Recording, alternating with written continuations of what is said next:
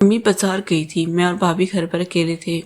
بھابھی نہا کر واش روم سے باہر نکلی تھی۔ جب میں نے بھابھی کو دیکھا تو اپنے ہوش کھو بیٹھا۔ بھابھی بیوہ تھی، نوجوان اور خوبصورت تھی۔ بھابھی مجھے اپنے بیڈ روم میں لے گئی اور مجھے نیچے بٹھا کر، ان دنوں ارم باجی کی ڈیلیوری ہونے والی تھی۔ اماں اس کے ساتھ ہاسپٹل گئی ہوئی تھی اور جاتے ہوئے کافی سارا سامان بھی لے کر گئی تھی۔ اماں نے بتایا تھا کہ انہیں کم سے کم ہاسپٹل میں 3-4 دن لگ جائیں گے، اور یہ سوچ کر میں بہت خوش تھا جب میں گھر میں عیاشی کرنے والا تھا۔ میں 17 سال کا جوان لڑکا تھا۔ اس عمر میں لڑکے مرضی کرتے ہیں اور اکیلے گھر میں خود کو پرسکون محسوس کرتے ہیں۔ میں بھی اپنی مرضی سے جو چاہے کر سکتا تھا، مگر میں یہ نہیں سوچا تھا کہ مجھے وہ کچھ کرنے کا موقع بھی مل پائے گا جو شاید میں نے خواب میں بھی نہیں سوچا تھا، جو اتنی کم عمری میں کسی اور ایک کے ساتھ مل جانا، اور وہ بھی تنہائی میں، اپنے آپ میں ایک ہی پرمسرت خیال تھا، اور مجھے ایسے کچھ گھنٹے بعد نصیب ہونے والے تھے۔ اماں دوپہر کے وقت گئی تھی اور گھنٹہ ہی گزرا تھا کہ گھر میں دروازے پر دستک ہونے لگی۔ شاید دوپہر کو کوئی باہر نکلنا پسند نہیں کرتا، ایسے میں ہمارے گھر کون آیا تھا؟ اماں بھی گھر پر نہیں تھی۔ کچھ سوچنے کے بعد میں دروازے پر پہنچا تو یہ دیکھ کر حیران ہوا کہ دروازے پر تو ماریا بھابھی کھڑی تھی، صرف جوڑے میں وہ قیامت ڈال رہی تھی اور ان کے گیلے بالوں سے پانی ٹپک کر اگلے وجود کو بھگو رہا تھا۔ انہیں دیکھتی میرا دل زور زور سے تڑپنے لگا۔ میرا دل چاہ رہا تھا میں ہاتھ بڑھاؤں اور انہیں حاصل کر لوں، لیکن میرے لیے ممکن نہیں تھا، کیونکہ اب تک میرے اور ماریا بھابھی کے درمیان کوئی خاص قربت نہیں ہوئی تھی۔ ماریا بھابھی مجھے دیکھ کر مسکرائی اور اندر آنے کی اجازت مانگنے لگی۔ میں جلدی سے سائڈ کو ہٹ کر انہیں اندر آنے کی جگہ دی اور بڑی محبت سے بولا کہ آپ کو اجازت مانگنے کی کیا ضرورت تھی؟ ہمارے گھر آپ کا ہی ہے۔ ماریا بھابھی زور سے ہنسی اور کہنے لگی، کاشی تمہاری یہی بات مجھے بہت پسند ہے کہ تم مجھے غیر نہیں سمجھتے۔ حسب معمول ماریا بھابھی کو ہاتھ میں آج دودھ کا گلاس موجود تھا۔ وہ ہمیشہ تازہ دودھ کا گلاس اٹھائی ہمارے گھر آتی تھی اور میری طرف بڑھا دیا کرتی تھی۔ اب تو مجھے اس دودھ کی اتنی عادت ہو چکی تھی کہ میں نے چھٹ پٹ ان کے ہاتھ سے دودھ کا گلاس لیا اور فٹافٹ سارا دودھ پی گیا۔ یہ دیکھ کر ماریا بھابھی مسکرا کر میرے قریب آئی اور کہنے لگی، تمہیں میرا تازہ دودھ بہت پسند ہے نا؟ میں نے جھٹ سے ہاں میں سر ہلایا تو میرا ہاتھ پکڑ کر میرے پاس ہی بیٹھ گئی۔ پہلی دفعہ ماریا بھابھی نے میرا ہاتھ پکڑا تھا، میرے سارے وجود میں سنسنی دوڑ گئی تھی۔ وہ کہنے لگی، کاشی تمہیں پتہ ہے میرے مرحوم شوہر کو میرا تازہ دودھ بہت پسند تھا، لیکن جلد وفات ہو گئی اور ہمارا ساتھ بہت مختصر رہ گیا۔ ان کے جانے کے بعد سے میں کتنی تنہا محسوس کرتی ہوں یہ صرف میں ہی جانتی ہوں۔ جب بھی تو روزانہ تمہارے گھر چلی آتی ہوں۔ میں نے مسکرا کر ماریا بھابھی کندھے پر ہاتھ رکھ دیا اور ان سے کہا، آپ کیوں پریشان ہوتی ہیں؟ ہم لوگ ہیں نا آپ کے ساتھ۔ میں تو آپ کو بہت خیال رکھنے کی کوشش کرتا ہوں۔ آپ کو کبھی بھی کسی چیز کی ضرورت ہو تو بلا جھجک مجھے کہہ سکتی ہیں۔ میری بات پر ماریا بھابھی کی آنکھوں میں عجیب سی چمک پیدا ہوئی اور وہ کہنے لگی، کیا سچ میں تم میری ہر بات مانو گے؟ میں نے ہاں میں سر ہلا دیا اور دھیرے سے میرے کان میں قریب آئی اور کہنے لگی، میں تمہارے ساتھ بیڈ روم میں چلنا چاہتی ہوں۔ کیا تم مجھے اپنے بیڈ روم میں لے کر چلو گے؟ ماریا بھابھی کے منہ سے ایسی بات سن کے میرا چہرہ شرم سے لال پڑ گیا۔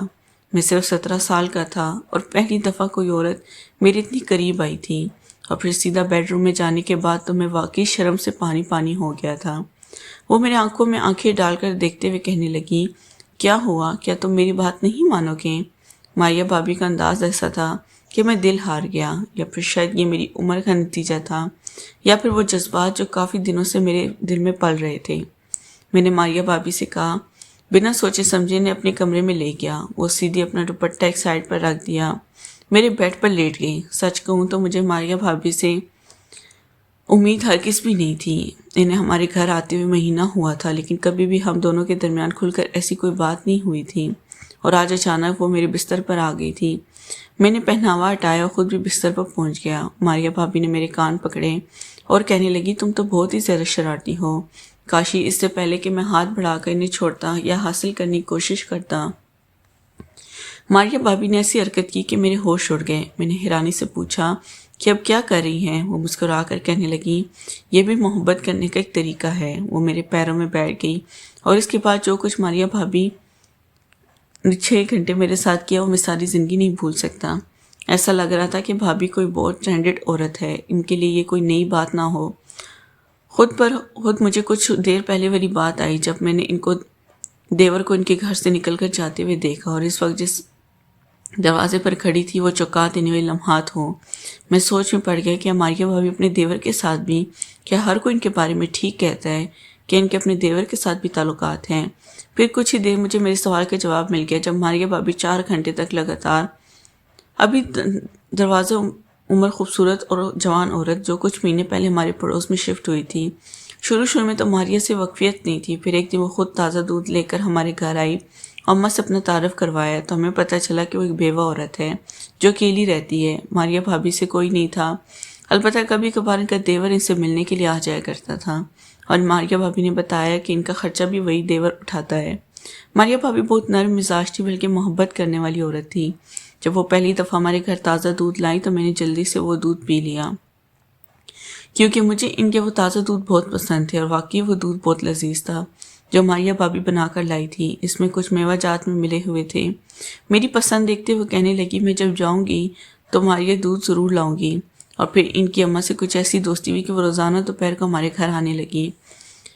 وہ اکیلی عورت تھی، اماں کے ساتھ اپنے دکھ سکھ بیان کرتی، اماں بھی اسے اپنے گھر کی ہر بات کہہ دیا کرتی، اس لیے ان دونوں کی دوستی گہری ہو گئی، اور اس دوستی کا فائدہ مجھے ہونے لگا۔ میں نے صرف ماریہ بھابی کے لائے تازہ دودھ پیتا، بلکہ سارا وقت اپنی آنکھ پر جما کر بیٹھا رہتا، کیونکہ مجھے ماریہ بھابی بہت ہی پسند آ گئی تھی۔ میں عمر کے جس حصے پر کھڑا تھا وہاں اس طرح کی عورتیں لڑکوں کو بہت ہی زیادہ اٹریکٹ کرتی ہیں، اور ماریہ بھابی کی پرسنالٹی بھی ایسی ہی تھی۔ دھیرے دھیرے ماریہ بھابی اپنے چھوٹے موٹے کام کا مجھ سے کہنے لگی۔ انہیں کوئی بھی کام ہوتا تو وہ چھت سے آواز لگا دیتی اور میں دوڑا دوڑا چلا جاتا۔ ان کا سودا سلف اور سبزی وغیرہ کا کام تو میرے ہی ذمہ ہو گیا تھا۔ اب ماں بھی کہتی کہ انکار نہ کرنا، ماریہ بیوہ عورت ہے، اس کی مدد کرنا ہمارا فرض ہے۔ کئی دفعہ بابا نے کہا کہ غیر عورت کے پاس بیٹے کو اس طرف مت بھیجا کرو، ایسا نہ ہو کہ محلے والے باتیں بنائیں یا کوئی اور اونچ نیچ ہو جائے، مگر اماں کے کان پر جوں نہ رینگتی۔ اماں کا کہنا تھا کہ بیوہ عورت کی مدد کرنے پر محلے والوں کو کیا اعتراض ہو سکتا ہے، جبکہ ابا کا کہنا تھا کہ لڑکا جوان ہو رہا ہے، ایسے میں کسی غیر عورت کے گھر آنا جانا مناسب نہیں ہے۔ خیر اماں کے آگے ابا کی ایک نہ چلی، میں ماریہ بھابی کے گھر آنے جانے لگا۔ وہ بھی روزانہ دوپہر کا ہمارے گھر آ جاتی، اور مجھے تازہ دودھ بھی روز پینے کو ملتا۔